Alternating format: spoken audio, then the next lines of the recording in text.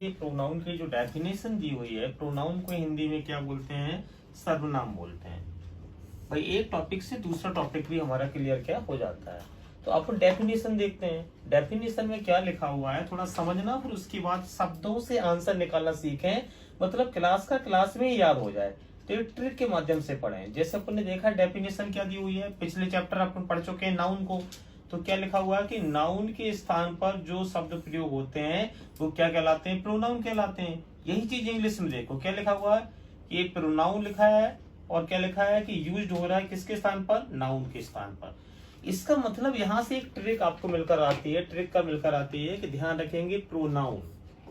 अब प्रोनाउन की बात जो की जा रही है तो थोड़ा ध्यान दें कि जब भी जो डेफिनेशन दी होती हैं, जो किताब में जो लिखा हुआ रहता है, डेफिनेशन का मतलब क्या होता है? परिभाषा।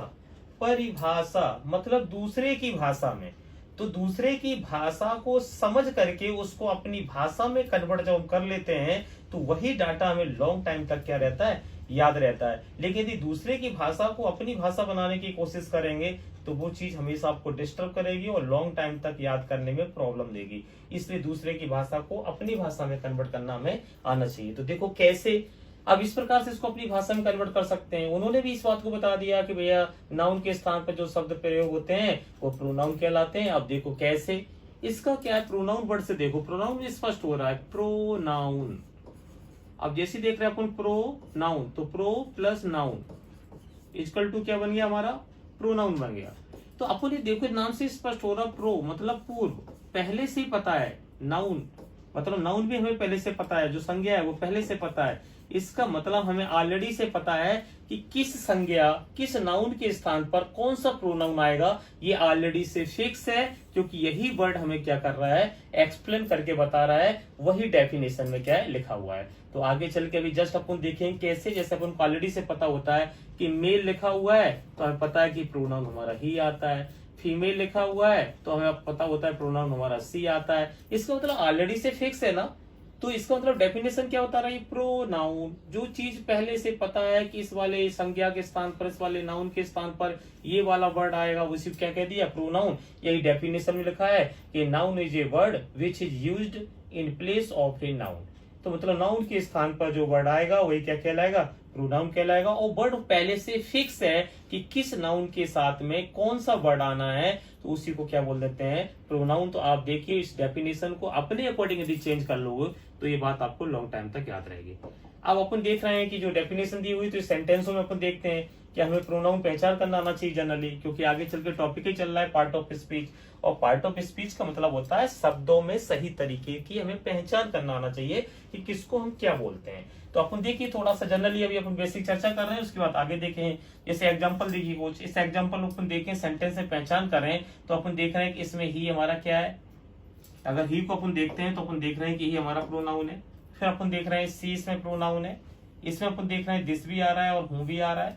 इसमें अपन देख रहे हैं दैट आ रहा है, योर आ रहा है। इसमें अपन देख रहे हैं विच आ रहा है। इसमें अपन देख रहे हैं ही आ रहा है, इसमें भी ही आ रहा है, इसमें हर आ रहा है। इसका मतलब इन सारे सेंटेंसों को देख करके अपन देख सकते हैं कि जिसको अपन ने बोल्ड कर दिया है ये सारे वर्ड इसमें हमारे क्या कहलाते हैं? प्रोनाउन कहलाते हैं। तो कोई भी सेंटेंस जो आपको दिया होगा, मैंने ऑलरेडी से पहले से आपको बताया कि जो पार्ट ऑफ स्पीच के जो 8 वर्ड हैं उन्हीं 8 वर्डों से ही आपके कोई सारा के सारे सेंटेंस इंग्लिश में बनते हैं। और आपने धीरे धीरे करके उन 8 वर्डों को पहचान करना सीख लिया तो इंग्लिश पर जबरदस्त आपका कमांड हो गया। इसका मतलब कभी कोई गलती नहीं होगी, क्योंकि वही 8 वर्ड इधर के उधर घूमते रहते हैं और प्लेस बदलने पर उन्हीं वर्डों के नाम भी क्या हो जाते हैं?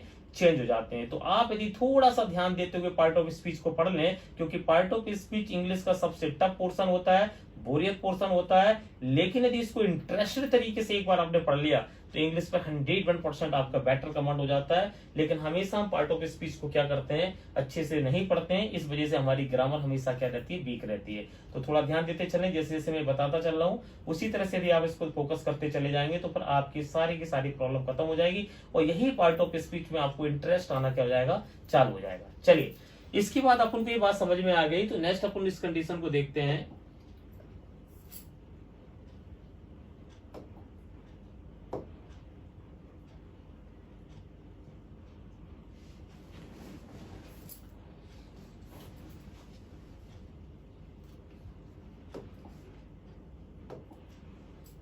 अगली कंडीशन को अपन देखते हैं। नेक्स्ट में क्या दिया हुआ है,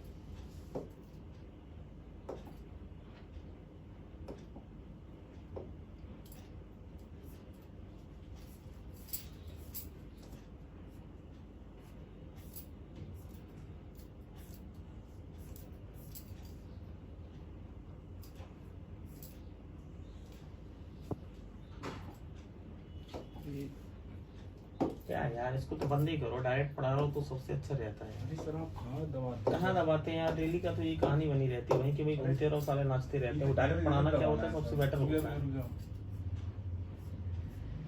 पागलपन के काम है ये सब, जिसको उल्लू की लकड़ियां पकड़ानी उसको करवाना।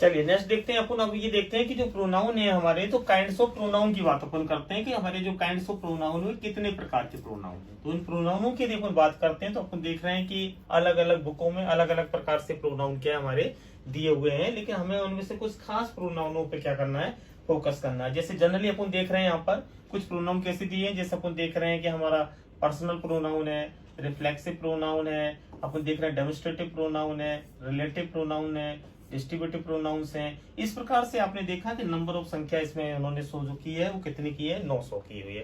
किसी में और भी ज्यादा एक आध हो सकते हैं, किसी में एक आध दो क्या हो सकते हैं, कम हो सकते हैं, लेकिन जितने स्पेशल प्रोनाउन है वो सारे के सारे अपने क्या होते हैं, यही होते हैं। तो इनमें अपन एक एक करके क्या करते हैं, इसको पढ़ना स्टार्ट कर देते हैं। जिसमें से पहला अपन उठाते हैं, पहला प्रोनाउन जो अपना आता है वो कौन सा आता है, पर्सनल प्रोनाउन आता है। तो आज अपन जब भी चर्चा करते हैं किस पे करते हैं, पर्सनल प्रोनाउन। बहुत इंपोर्टेंट है ये पर्सनल प्रोनाउन। तो जो पर्सनल प्रोनाउन की बात की जा रही है, इसको हिंदी में क्या बोल देते हैं कि व्यक्तिवाचक सर्वनाम। व्यक्तिवाचक सर्वनाम। चलिए देखिए इसको अपन समझते हैं। पर्सनल प्रोनाउंस हमारे क्या होते हैं, यानी व्यक्तिवाचक सर्वनाम की बात कर दी गई है। इसका मतलब नाम से ही स्पष्ट हो रहा है, व्यक्तिवाचक। इसका मतलब इसमें ऐसे प्रोनाउन आएंगे जिनका रिलेशन कहीं ना कहीं पर्सन से जुड़ा होगा, व्यक्ति से जुड़ा होगा, इसलिए इसको बोल दिया गया व्यक्तिवाचक सर्वनाम बोल दिया गया। चलिए जनरली इसको कुछ समझते हैं, क्योंकि उन चीजों का इंटरकनेक्टेड कहीं ना कहीं पर्सन से देखने को मिलेगा। तो इसका मतलब सबसे पहले जो हमारा पर्सनल प्रोनाउन दिया हुआ है, उस पर्सनल प्रोनाउन को समझने से पहले हम इस पर डिस्कस करते हैं पर्सन क्या होते हैं। हमारे पर्सन की बात करते हैं तो हम जनरली देखते हैं कि इंग्लिश में जो हमारे जो पर्सन है वो 3 टाइप है। कितने टाइप के पर्सन है, 3 टाइप के पर्सन है। कौन कौन से पर्सन होते हैं, एक हम देखते हैं हमारा फर्स्ट पर्सन होता है, फर्स्ट पर्सन, जिसमें हम देखते हैं आई और वी को शामिल करते हैं। दूसरा हमारा होता है सेकंड पर्सन, जिसमें हम किसको शामिल करते हैं, यू को शामिल करते हैं। तीसरा हमारा होता है थर्ड पर्सन,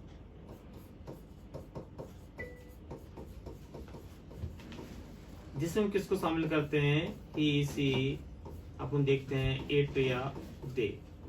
इस तरह से हम क्या करते हैं, 3 पर्सन हमारे होते हैं, फर्स्ट पर्सन, सेकंड पर्सन और थर्ड पर्सन। तो आपको पता होना चाहिए कि फर्स्ट पर्सन क्या होता है, सेकंड पर्सन क्या होता है, थर्ड पर्सन क्या होता है, और डेफिनेशन ध्यान रखेंगे। डेफिनेशन में हमने ऑलरेडी से पढ़ा हुआ है कि नाउन के स्थान पर जो शब्द आता है उसी को अपन क्या बोल देते हैं, प्रोनाउन बोल देते हैं। तो कैसे उसको अपन प्रूव करके देखेंगे, क्योंकि जब प्रूफ हो जाएगा तो अपनी सारी चीजें क्लास में क्या हो जाएंगी, तैयार हो जाएंगे। तो पहले तो अपन को पता होना चाहिए कि पर्सन कितने होते हैं। तो पर्सन 3 ही होते हैं, एक फर्स्ट पर्सन होता है, एक सेकंड पर्सन होता है, एक थर्ड पर्सन होता है। अब इसको याद करने का तरीका क्या है, थोड़ा ध्यान दें। फर्स्ट पर्सन मतलब क्या हो जाता है कि हम अकेले भी हो सकते हैं और ग्रुप में भी हो सकते हैं। इसका मतलब आई और वी क्या हो गया, फर्स्ट पर्सन। अब फर्स्ट पर्सन की वैल्यू कब होती है, जब उसके सामने क्या होता है, कोई दूसरा पर्सन बैठा हो। तो इसका मतलब क्या हो गया, सेकंड पर्सन। और जब वो सेकंड पर्सन हो गया तो अपन को पता पड़ गया कि फर्स्ट में हूं, सामने जो बैठा हुआ सेकंड होगा। और जो फर्स्ट और सेकंड यदि होंगे तो ऑलरेडी से थर्ड की तो चर्चा कर ही रहे होंगे। तो इसका मतलब क्या निकल आएंगे, सारे बच्चे हुए हमारे थर्ड पर्सन निकल आएंगे। तो इस तरह से पर्सनों को हम याद कर सकते हैं कि आई और वी फर्स्ट पर्सन है, यू हमारा सेकंड पर्सन है। बाकी जिसकी हम चर्चा करते हैं, मेल की भी कर सकते हैं, फीमेल की भी कर सकते हैं, वस्तुओं की भी कर सकते हैं, वो हमारे सब क्या कहलाएंगे, थर्ड पर्सन कहलाएंगे। तो इस तरीके से पर्सनों को याद क्या है कर सकते हैं ट्रिक के माध्यम से। अब अपन देखते हैं इसको कैसे करके, जो प्रैक्टिकली जो बात आपसे बोली गई है थोड़ा उसको समझने की कोशिश करें। जैसे आपसे बोला जा रहा है कि अपन ने देखा है कि नाउन के स्थान पर जो वर्ड आ रहा है वो प्रोनाउन कहलाता है। तो थोड़ा समझो कैसे। पहला अपन देखते हैं फर्स्ट पर्सन को, थोड़ा डिफाइन कर लेते हैं, क्योंकि सारी चीजें जनरली डिफाइन कर लेंगे तो हमें आसानी हो जाएगी पर्सनल प्रोनाउन को समझने में। तो पर्सनल प्रोनाउन को समझने से पहले थोड़ी सी छोटी छोटी बातों को अपन क्या कर लेते हैं, देख लेते हैं। तो जिनमें से अपन देखते हैं, पहला अपने जैसे क्या बताया, फर्स्ट पर्सन। ठीक है भैया, क्या आ रहा है, फर्स्ट पर्सन आ रहा है। अब फर्स्ट पर्सन के अंतर्गत अपन ने देखा किसको शामिल किया, आई और वी को शामिल किया। तो अब यदि देखा जाए कि नाउन के स्थान पर आ रहे हैं तो कैसे आ रहे हैं, इसको बात को समझो। जो आई और वी है तो अपन देखते हैं कि इसको यदि क्या देखा जाए, मेल भी यूज करता है और फीमेल भी यूज करता है। इसका मतलब छुपे रूप में देखा जाए तो इसमें जेंडर हमारे कौन सा आ रहा है, मस्कुलाइन जेंडर भी आ रहा है और फेमाइन जेंडर भी आ रहा है। तो इसका मतलब ये तो आपने नाउन में पढ़ा था। तो नाउन के स्थान पर जो वर्ड आ रहा है वही क्या कहलाता है, प्रोनाउन कहलाता है। तो जब वो प्रोनाउन कहलाता है तो आपने देखा कि आई मेल भी यूज करता है और आई फीमेल भी यूज करता है। तो यदि जेंडर चेक किया जाए तो मस्कुलाइन जेंडर आ रहा है और फेमिनाइन जेंडर आ रहा है। अगली बात आपसे क्या बोली जा रही है कि नाउन में हमने क्या पढ़े थे, नंबर पढ़े थे। और नंबर पढ़े थे, क्यों कौन से नंबर पढ़े थे, एक सिंगुलर नंबर पढ़ा था, एक प्लूरल नंबर पढ़ा था। तो इसी प्रकार से इसमें हम देखते हैं जो फर्स्ट पर्सन होता है हमारा, तो फर्स्ट पर्सन में भी 2 नंबर देखने को मिलते हैं। एक हमारा क्या आ रहा है, सब्जेक्ट के रूप में आई आया और दूसरा हमारा क्या आया, वी आया। तो हम जो देखते हैं आई हमारा है वो सिंगुलर नंबर में काउंट किया जाता है और जो वी हमारा है ये हमारा प्लूरल नंबर में क्या होता है, काउंट किया जाता है। तो इसका मतलब हमें पता पड़ गया कि आई कौन सा नंबर है, सिंगुलर नंबर है, वी कौन सा नंबर है, प्लूरल नंबर है। अब देखा जाए पर्सन कौन सा है तो फर्स्ट पर्सन है। यदि देखा जाए जेंडर कौन सा है तो अपन देख सकते हैं कि मेल भी है और ये फीमेल है। इसका मस्कुलाइन जेंडर भी हो सकता है और फेमिनाइन जेंडर भी हो सकता है। तो जब भी अभी आगे चल के आप देखते चलेंगे, क्योंकि इस पे बहुत सारे क्वेश्चन डिपेंड होंगे, आपको ऑलरेडी से पता होना चाहिए कि जितने भी हमारे प्रोनाउन है उनमें सिंगुलर नंबर भी होता है और प्लूरल नंबर भी होता है। तो फर्स्ट पर्सन का सिंगुलर नंबर आई होता है और फर्स्ट पर्सन का प्लूरल नंबर भी होता है। ये ऑलरेडी से आपको पहले से क्या पता होना चाहिए।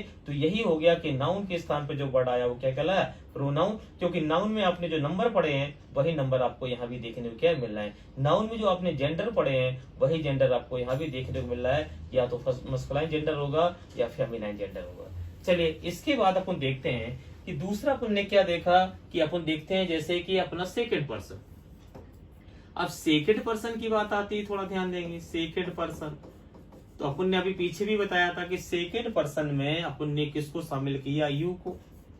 ठीक है, अब जो यू है तो यू के भी 2 नंबर होते हैं, एक सिंगुलर नंबर और एक प्लूरल नंबर।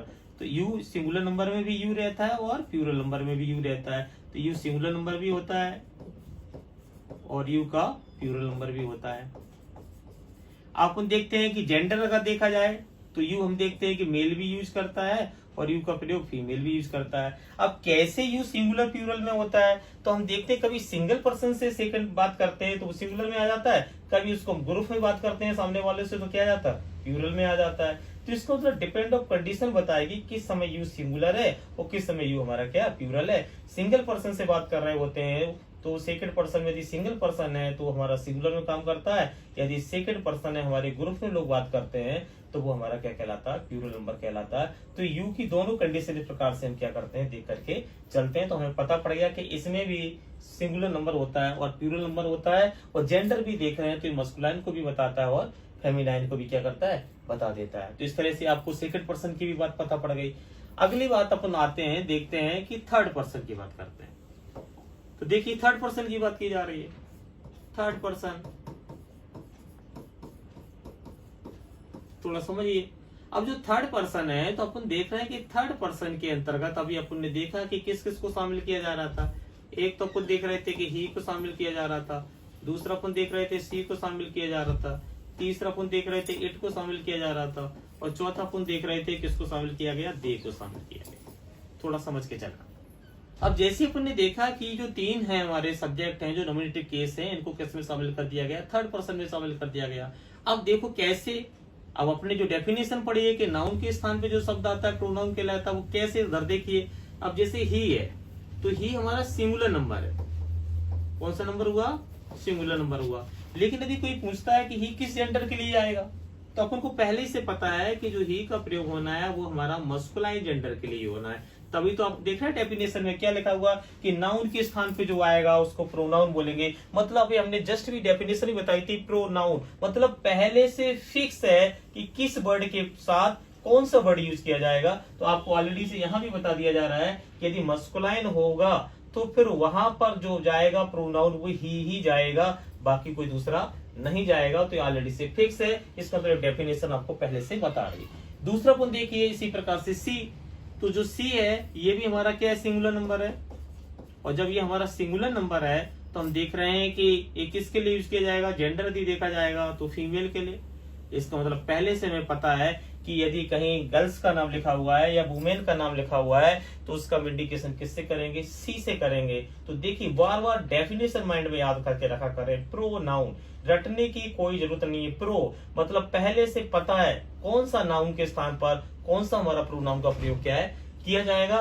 तो ये आपको यदि वर्ड माइंड में सेट करके रखते हैं तो जल्दी से क्लास पूरी बात हमें समझ में आ जाती है। अगर अपन देखते हैं इट, अब इट को अपन देखते हैं तो आपने पीछे भी पढ़ा हुआ है कि इट का प्रयोग किसके लिए किया जाता है, कि जहां हमने देखा था कि मोस्टली अपन देख रहे थे कि लाइफ लेस के लिए मोस्टली यूज किया जाता है, और कुछ हमारे स्मॉल जो लाइफ थी उसके लिए भी यूज किया जा रहा था। मतलब जहां स्मॉल लाइफ है, ज्यादा डीपली कहते हैं कि जिस तरह से ज्यादा मतलब छोटे छोटे जो इंसेक्ट्स और जर्म्स की जो बात ऊपर ने कर दी थी, तो इसका मतलब अपने पीछे जो पढ़ा हुआ था जिसको बोलते थे अपन न्यूट्रल जेंडर, क्या पढ़ा हुआ था कि न्यूट्रल जेंडर। तो हमने न्यूट्रल जेंडर में आपको बताया था कि न्यूट्रल जेंडर में मोस्टली जो चीजें हमारी इन्वॉल्व की गई हैं वो लाइफलेस चीजें इन्वॉल्व की गई हैं, मतलब जिसमें निर्जीव है, जिसमें कोई जान नहीं है, लेकिन स्मॉल तौर पर उसमें लाइफ वाली भी चीजें यूज कर दी गई हैं जिसको अपन सजीव बोलते हैं। जिसमें मैंने आपको बताया था कि न्यूट्रल जेंडर्स के अंतर्गत कुछ इंसेक्ट्स होते हैं, कुछ जर्म्स होते हैं, कीड़े मकोड़े जिनको बोलते हैं, उनको शामिल कर दिया जाता है न्यूट्रल जेंडर में। तो ऑलरेडी से आपको पता पड़ गया कि इट का जो यूज किया जाता है पहले से आपको पता है कि जो हमारी मोस्टली लाइफलेस चीजें जो होती हैं उनको यूज कर देते हैं, और अपन छोटे छोटे जो कीड़े मकोड़े होते हैं उनका भी इंडिकेशन इट से करते हैं। आगे चल के अपन इसकी यूज देखेंगे तो आपको पहले से पता लग जाएगा, क्योंकि कहीं ना कहीं बेसिक बात आपको क्या यहाँ बता दी जा रही है। तो यदि छुपे रूप में देखा जाए तो हम ये देख रहे हैं कि इट के साथ में हमारा जेंडर कौन सा आ रहा है, न्यूट्रल जेंडर आ रहा है। इसी प्रकार से हम दे को देखते हैं थर्ड पर्सन में, तो जो दे को देखते हैं तो दे हमारा क्या होता है कि कौन सा नंबर होता है, प्लूरल नंबर होता है। ध्यान देंगे कौन सा नंबर हुआ, प्लूरल नंबर हुआ। और जब प्लूरल नंबर हुआ तो जब एक से ज्यादा नाम आते हैं तो वहां पर हम किसका यूज करते हैं, दे का यूज करते हैं। जैसे पीछे आपने देखा था कि हम कॉमन जेंडर की बात कर रहे थे, अब कॉमन जेंडर की बात कर रहे थे तो कॉमन जेंडर के लिए मोस्टली किसका यूज कर दिया जाता है, दे का यूज कर दिया जाता है। तो ऑलरेडी से आप जैसे अपन बोलते हैं राम एंड मोहन, अब राम एंड मोहन बोल दिया तो इसका मतलब इसके स्थान पर जब भी प्रोनाउन आएगा तो किसको लिखना पड़ेगा, हमें दे को ही यूज करना पड़ेगा। तो इस प्रकार से पर्सन तुम्हारे क्लियर हो गए। पर्सनों में तुम्हें पता पड़ गया कि फर्स्ट पर्सन कौन सा होता है, सेकंड पर्सन कौन सा होता है, थर्ड पर्सन कौन सा होता है। अब इसमें इंपोर्टेंट जो बात पकड़ने वाली जो बात थी वो बात ये थी कि अपन ने देखा कि सारे पर्सन में हमें दो टाइप के पर्सन देखने को मिले, उनमें दो टाइप के नंबर देखने को मिले, एक सिंगुलर नंबर देखने को मिला, दूसरा प्लूरल नंबर देखने को मिला। इसका मतलब आपको पता पड़ गया कि फर्स्ट पर्सन में भी सिंगुलर नंबर होता है, सेकंड पर्सन में भी सिंगुलर नंबर होता है, और थर्ड पर्सन में भी सिंगुलर नंबर होता है। फर्स्ट पर्सन में भी प्लूरल नंबर होता है, सेकंड पर्सन में भी प्लूरल नंबर होता है, और थर्ड पर्सन में प्लूरल नंबर आता है। तो इसका मतलब कभी यदि कोई आपसे पूछता है कि फर्स्ट पर यानी क्या कहते हैं कि सिंगुलर नंबर के सब्जेक्टों की लिस्ट कौन सी होगी पर्सनों में और प्लूरल नंबर की लिस्ट पर्सनों में कौन सी होगी, तो ग्रामेटिकल के अकॉर्डिंग अपन इसको इस तरह से निकाल लेंगे। बाकी स्पोकन में कुछ और भी तरीका उसमें देखने को हमें क्या मिल जाते हैं। तो जनरली में बेसिक देखिए निकालने की कोशिश करें कैसे, क्योंकि आगे चल के अभी इनके अपन यूज पढ़ेंगे कैसे जैसे अपन देख रहे हैं कि एक लिस्ट अपन देख रहे हैं जो सब्जेक्ट हैं, उन सब्जेक्टों में अपन देख रहे हैं पर्सनों के अंतर्गत कि जैसे अपन देखा कि सिंगुलर, अब सिंगुलर की जो बात की गई और प्लूरल की बात की गई, थोड़ा ध्यान देंगे। बिल्कुल जीरो लेवल से आप पढ़ के चले तो सारी बातें ऑटोमेटिक क्लियर हो जाती हैं, क्योंकि जब जीरो लेवल की बातें क्लियर होती हैं तो फिर आगे अपन को समझने में कोई प्रॉब्लम नहीं आती। अब सिंगुलर में यदि अपन देखें फर्स्ट पर्सन, तो सिंगुलर के अंतर्गत अपन देख रहे हैं फर्स्ट पर्सन की बात कर रहे हैं। अब फर्स्ट पर्सन का सिंगुलर नंबर तुमने क्या पढ़ा था? आई। दूसरा अपन देख रहे हैं सेकेंड पर्सन, सेकेंड पर्सन का सिंगुलर नंबर आपने क्या पढ़ा हुआ था? यू। फिर अपन देखते हैं थर्ड पर्सन, और थर्ड पर्सन में अपन ने सिंगुलर नंबर किसको पढ़ा हुआ था? एक तरह से अपन देख ले ही और सी, इस तरह के जो भी थे वो हमने सिंगुलर नंबर पढ़ा हुआ था। अब इसका मतलब अपन को पता पड़ रहा है कि भैया फर्स्ट पर्सन का सिंगुलर नंबर कौन सा है, सेकंड पर्सन का सिंगुलर नंबर कौन सा है, और थर्ड पर्सन का सिंगुलर नंबर कौन सा होता है। इसी प्रकार से अपन देखते हैं प्लूरल को, तो यदि प्लूरल में अपन देखते हैं तो प्लूरल में अपन ने फर्स्ट पर्सन किसको पढ़ा था? फर्स्ट पर्सन का प्लूरल नंबर वी को पढ़ा हुआ था, सेकंड पर्सन किसको पढ़ा था? यू को पढ़ा था, और थर्ड पर्सन का प्लूरल नंबर किसको पढ़ा था? दे का पढ़ा था। तो इसका मतलब ऑलरेडी से आपने एक लिस्ट निकाल ली कि हमारे जो क्या होते हैं सिंगुलर नंबर और प्लूरल नंबर की वो लिस्ट में अपन ने ऑलरेडी से किसको देख लिया कि इस तरह से पता पड़ गया कि आई सिंगुलर नंबर में जाता है, यू सिंगुलर में भी चला जाता है, और अपन देख रहे हैं कि ही, सी, इट जो हमारे हैं वो भी सिंगुलर नंबर में आते हैं। इसी प्रकार से हम देख लेते हैं कि प्लूरल में हमारा क्या आ रहा है? फर्स्ट पर्सन का प्लूरल वी आपने पढ़ा था, सेकंड पर्सन का प्लूरल आपने यू पढ़ा था, और भी थर्ड पर्सन का प्लूरल जो आप देख रहे थे उसमें आपने क्या किया था? दे को शामिल किया था। तो आगे चल के क्या होता है कि इसका एक सीक्वेंस क्रम आएगा जो आगे अपन पढ़ेंगे कि किस क्रम में सब्जेक्टों को लिखना हमारे लिए उचित होता है, प्रॉपर होता है, वो उसी के अकॉर्डिंग अपन देखेंगे वर्ब के प्रयोग किए जाएंगे, उसी के अकॉर्डिंग अपन देखेंगे पॉजिटिव केसों के यूज किए जाएंगे। अब हो सकता है किसी सेंटेंस में एक से ज्यादा जब सब्जेक्ट आएंगे तो उनका लिखने का राइट क्रम ग्रामेटिकल कौन सा होगा, और किस सब्जेक्ट के अकॉर्डिंग हम वर्ब का प्रयोग करेंगे, किस सब्जेक्ट के अकॉर्डिंग हम पॉजिटिव केस का प्रयोग करेंगे। तो आगे चल के ये चीज जो बेसिक तुम्हें नॉलेज है वो आगे चल के आपकी इंप्लीमेंट होगी।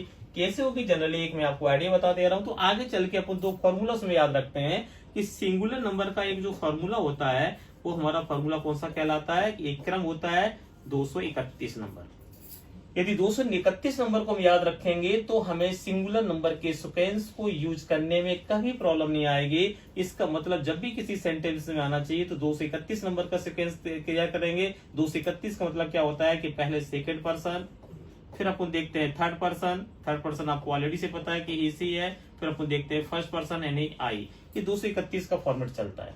इसी प्रकार से अपन देखते हैं प्लूरल नंबर का सीक्वेंस सब्जेक्टों का यदि हमें लगाना होगा तो उसका नंबर जो चलता है 123 नंबर चलता है। तो 123 नंबर का याद करने का मतलब क्या होता है कि सबसे पहले भी आना चाहिए, फिर हमारा यू आना चाहिए, फिर हमारा दे आना चाहिए। यदि ये सीक्वेंस जिसको याद होगा वही बच्चा एक सेंटेंस में जब एक से ज्यादा प्रोनाउन सब्जेक्ट के रूप में आएंगे यानी हमारे पर्सनल प्रोनाउन के, तो उनका लिखने का राइट क्रम कौन सा होगा। तो ये बेसिक बात जब आपको पता होगी तभी आप पर्सनल प्रोनाउन का सही यूज कर पाएंगे, नहीं अदरवाइज आपका सही यूज नहीं होगा। सेंटेंस में आप एरर को कभी फाइंड नहीं कर पाएंगे, न उसके अकॉर्डिंग सही तरीके से वर्डों का आपको पता लग पाएगा कि कौन सा राइट है कौन सा रॉन्ग है। तो आगे चल के जो बेसिक बातें जो अभी मैंने आपको डिस्कस में कर दी है, आगे चल के अभी आपको ये इंप्लीमेंट देखने को क्या है मिलेगी। तो ये जनरल बात आपको ऑलरेडी से तैयार क्या है होना चाहिए। तो ये सारी बातें ऐसी होती है जो नोट करना चाहे वो नोट भी कर लिया करे, क्योंकि इसमें तो पीपीटी में कुछ सारी चीजें दी हुई होती हैं, उन्हीं को मेरा एक्सप्लेन करने का काम होता है। क्योंकि आपको ऑलरेडी से पता होना चाहिए कि भैया पीपीटी एक सहारा होती है, उसके अलावा से क्लास जो ली जाती है, क्लास का मतलब क्या होता है जो टीचर पढ़ा रहा है वो सारी चीजों को सरलीकरण करके उसको एक्सप्लेन कर दें। तो इस बात को ध्यान रखा करें, नोट्स से ज्यादा क्लास में जो चीजें एक्सप्लेन की गई हैं उस पर ज्यादा फोकस करें, क्योंकि वही चीज तुम्हें लॉन्ग टाइम तक क्या रहेंगे याद रहेंगे। तो चलिए इसके बाद अपन नेक्स्ट टॉपिक पर आते हैं इसके आगे, तो ध्यान देंगे। इसके बाद अपन देखते हैं कि जो अपने प्रकार देखे हैं अब अपन एक एक को इसको क्या करते हैं डिफाइन कर लेते हैं।